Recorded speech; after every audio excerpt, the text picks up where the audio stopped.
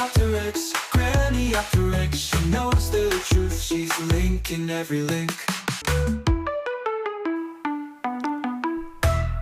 Hello. A very good suggestion, at least I thought it was very good, was made in a comment under one of my videos. I learn so much from the comments you make, and I'm always happy to read them. Well, nearly always. Occasionally I get the odd nutcase, which sort of rocks my view of human nature sometimes, but it's far outweighed by the sensible ones. And one of the suggestions was that I occasionally come back to the subject of Ann Widdecombe, because it's quite obvious that the government, or whatever, is trying to make us forget before the trial comes up next year, nearly next June, apparently, and that's by no means a given either. It could be it's set for June and then it gets put back a little bit because, well, I don't know what, the suspect, the detainee, is not feeling too well or is having a nervous breakdown, or the judge has a cold or a sore toe or something. So it doesn't necessarily mean that even though the date is set for June, it will happen in June. You have to understand that. During which time this government are going to do so much awful stuff that the subject of Ann Widdecombe will sort of get buried. And the suggestion was that I keep returning to it so that some people remember about what's happened to Ann Widdecombe. And it's well worth remembering, because this is an old lady who is not in the front line of politics anymore, definitely a philosophical backup though, who was in her own home in a quiet part of the country, a little regarded corner of the country, in a place where people obviously didn't even bother to lock their doors, because there are still places like that in the United Kingdom. And she was murdered. Now, we are not allowed to speculate on the motives for this murder, because between arrest and trial, there are always strictures on what you can actually say, which is possibly the reason for this terrible length of time between the crime and the trial. And it does seem that the government is trying to make us forget. A lot of the outrage that we are feeling now is going to, well, get buffed down by time and, well, an avalanche of other stuff that's going to happen since this Andy Burnham government took power. So what I'm going to do is periodically I'm going to say something about Ann Widdecombe. And I'm going to start with Hope Not Hate. Now, Hope Not Hate is an organisation that, for all I know, started with the best of intentions, like the Southern Poverty, what's it called? The Southern Poverty Law Centre. I think I've got that the wrong way round.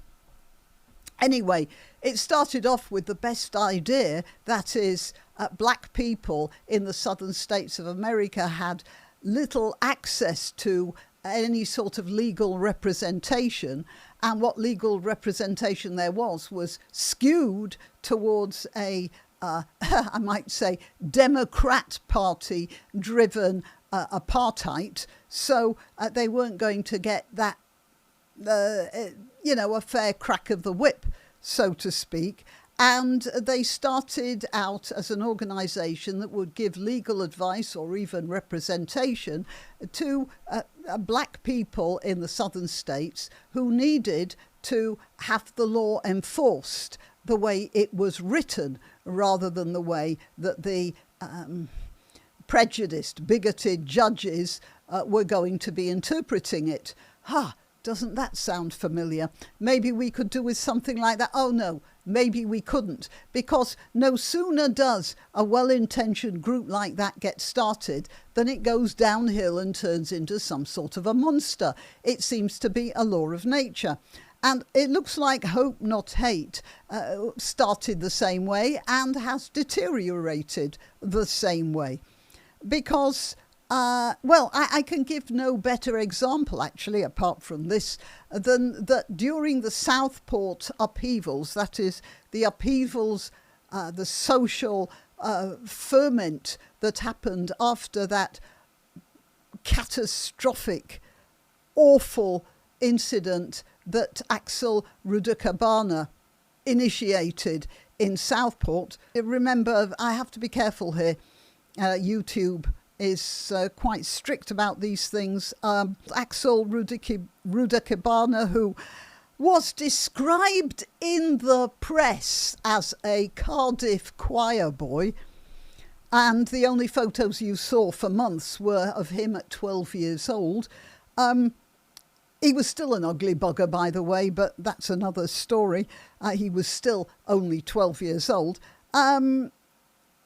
After the awful thing that happened there, Hope Not Hate increased the pressure when the leader, I don't know whether you call him the chairman or whatever he was, Nick Lowles, put about a social media posting that far-right activists were going around throwing acid in the faces of Muslim women. This was a complete fabrication and came out of the diseased mind of Nick Lowles. But he got away with it. You know, oh, it was just a mistake. Sorry. Oh, sorry's enough. Yeah, fine. It's a good thing you said that. Meanwhile, there were Muslim men going around beating up white people for that very crime, a fabricated crime. At the same time as Lucy Connolly was thrown into jail for saying that she didn't mind for all she cared if anyone set fire to a migrant hotel or a mosque or something. She didn't actually tell people to do that. She just said, well, I don't care, this is awful. That was when she thought that it was, the story that was going round was that it was a migrant who had committed that crime. That's basically what's going on. Somebody like some organisation like Hope Not Hate, led by Nick Lowles, ended up causing injury and, mob violence, and he got away with it, whereas Lucy Connolly, who didn't cause any injury or mob violence, was in jail for nearly 3 years. And that's a good example of what's happened. Now, do you think Nick Lowles would have done that if he'd have known he couldn't get away with it? Obviously not, which means that the courts and the government are obviously in cahoots. Now, I don't know whether they're in cahoots with the Widdecombe thing as well. We all know that there are photographs of the purported perpetrator that look nothing like other photos of the accused man. So, and there's been no apology, no clarification. So it's obvious there is some attempt here at muddying the waters. When waters are muddied, people tend to forget things. And that's why I'm doing this. So this was taken down a couple of days after it came out that Ann Widdecombe had been murdered. And in my opinion, it's the same idea as the Muslim acid throwing situation. That is, this was a not so subtle attempt to encourage some sort of unbalanced ideologue to act in some way. And obviously, at least if not this, then probably somebody referencing this was responsible for the actions of the accused person, unless it was somebody else entirely, that is being hidden from us. I don't actually think that, but it is a possibility. But let's get back to Hope Not Hate. So this is Who is Ann Widdecombe, and this is as you will see here, I'll go back to this. I found it on Wayback, which is the Internet Archive, because, and you should all remember that, the Internet is forever. Who is Ann Widdecombe? Hope Not Hate says. Despite remaking her image in recent years through her appearances on reality TV shows, Widdecombe, that should be Ms. Widdecombe, by the way, at least Miss Widdecombe, has a long history of homophobic and sexist remarks that jar with Farage's claims his party is intolerant of intolerance. No, you see, homophobic and sexist remarks is their judgment on what she'd said. I will say that some of the things she has said I disagree with. But that doesn't mean it's homophobic or sexist. It's just an attitude to a particular situation which I happen to disagree with. That's all. And that's what they should have said. But they use these loaded words because that immediately tells you what the rest of the article is going to tell you what to think about Ann Widdecombe. And then they come up with homophobic remarks. In June 2019, she told Sky News that science might produce an answer to being gay. And it says here, Farage refused to condemn these comments. I don't see what's homophobic about that. Being homosexual is not the norm. We all know that. It couldn't possibly be the norm, or we wouldn't be able to reproduce the species. Some people who are homosexual are perfectly happy with the way they are. And as far as she was concerned, that was fine. But she was talking about people who are homosexual and don't like themselves for it. And she was talking about that they felt, whether they feel bad about it because they know it's not the norm, or whether they just feel some sort of a distaste for it, I don't know. But whatever it was, they didn't like it, but they couldn't help themselves because that's how they were. And what she was saying was, well, there might be a scientific way that can deal with this. I actually don't think that that's possible myself, but might produce an answer isn't saying it has to produce an answer or that there will be an answer. It's just there might be. And that's what she was talking about. That's not homophobic. That's just looking at a situation which in some cases some people find unpleasant, and perhaps there might be some way of dealing with it. That's all. That's not homophobic. Okay, in 23 years as an MP, she consistently voted against expanding LGBT plus rights. And some of those would have to do with putting biologically complete men in women's prisons because they put on a wig and some slap on their faces and say they're female. So she had a point about that because I'm 100% in agreement with her on an issue like that. She claimed in 1999 that I do not think that homosexuality can be promoted as an equally valid lifestyle to marriage. But I would say the same about irregular heterosexual arrangements. So this isn't a particularly homophobic comment, is it? She's just saying it isn't traditional marriage, and she thinks that traditional marriage is better than any other system. What's homophobic about that?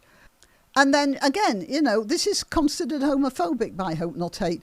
I don't care tuppence what consenting adults do. It's not my business. What I do say is that the state must have a preferred model. There is absolutely nothing wrong with that. You might take issue with her about it. I don't happen to, but I can see other people who might. That's not homophobic. Right, well, I can't go through everything. I'm going to have lists and lists of stuff here. Sexism. Widdecombe wrote in the Radio Times that binge drinkers should be publicly named and shamed, arrested, and have their pictures published in newspapers. Now that's just general binge drinkers. But then it says here, she particularly targets women bemoaning they stagger along pavements in 6-inch heels, scantily clad, falling off the curbs, to hail taxis in which they are sick. And she's right. That happens. And it is disgusting. And when I see girls allowing themselves to get in that condition, I am embarrassed and sad, very sad for what they've done to themselves. You just shouldn't get as drunk as that. Now, one of the problems is this. Occasionally, girls are given drugs that they didn't voluntarily ingest. You know, either they were spiked with a needle or the drink was spiked, and they become incapable of looking after themselves. And at that point, well, the people who have done this to them take advantage of that.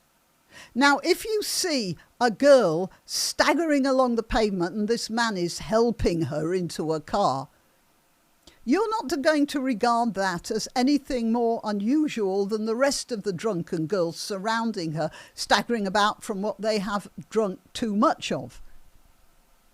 But that girl might have been spiked. But you wouldn't know that. Now, if all the other girls were at least relatively sober, maybe a bit merry, but not paralytic drunk, then seeing a girl in that sort of a situation would draw your attention, and you might at the very least take the number plate of the car if you don't actually interfere. Do you see what I mean? When it becomes the thing to get drunk every Saturday night, then the people that didn't want to get drunk aren't going to attract any attention. And she's absolutely right. It's undignified.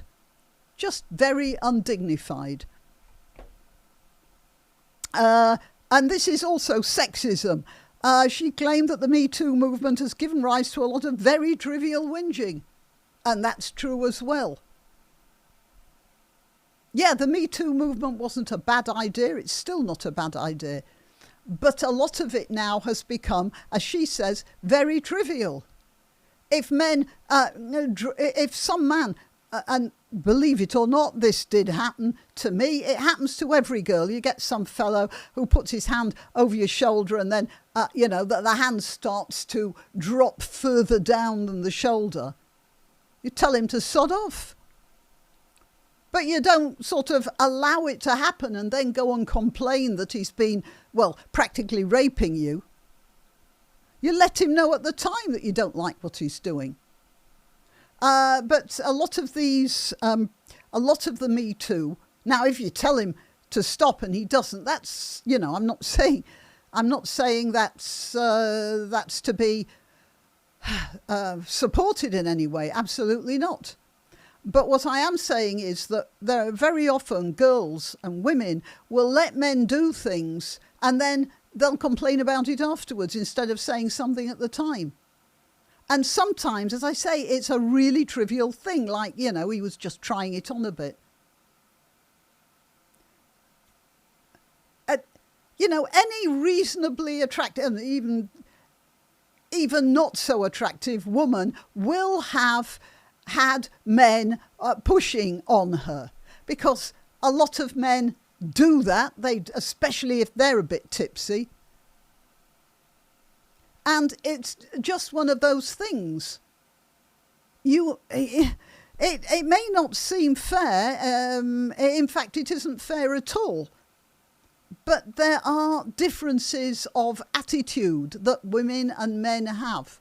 And sometimes men go over the line and, you've got to let them know they've gone over the line. What she's talking about is when you've let them go over the line, hated yourself for it, and then raised a complaint afterwards. I blame the mothers. No, because if mothers don't tell their daughters, train their daughters to act like that, or fathers, then obviously you're going to get these situations. She backed the shackling of pregnant female prisoners receiving care while prisons minister. No. What happened? And she actually sued The Guardian because they said that she had these women handcuffed while they were in labour. No, what she was talking about was between the prison and the hospital, because what had happened on a couple of occasions was that unrestrained female prisoners were saying that they were going into labour. Of course, a prison warden is it warden or warder? I think it's warder, isn't it? Anyway, prison warder is not medically qualified to say whether there's labour started or not, so they will take the patient to the hospital, but she isn't in labour, and she has tried to make her escape. Well, that's not only a nuisance for the prison authorities, it's quite dangerous for the mother as well, because she will be quite pregnant by that time, and running about hiding places from the police. That's not very healthy, is it? So she was actually trying to get less restraint put on pregnant women, but she certainly agreed that there should be some sort of fence or something around a pregnant patient who is going from the prison to the hospital. I'm going to incur the wrath of Hope Not Hate, aren't I, by talking about this stuff? Widdecombe is a long-standing opponent of abortion.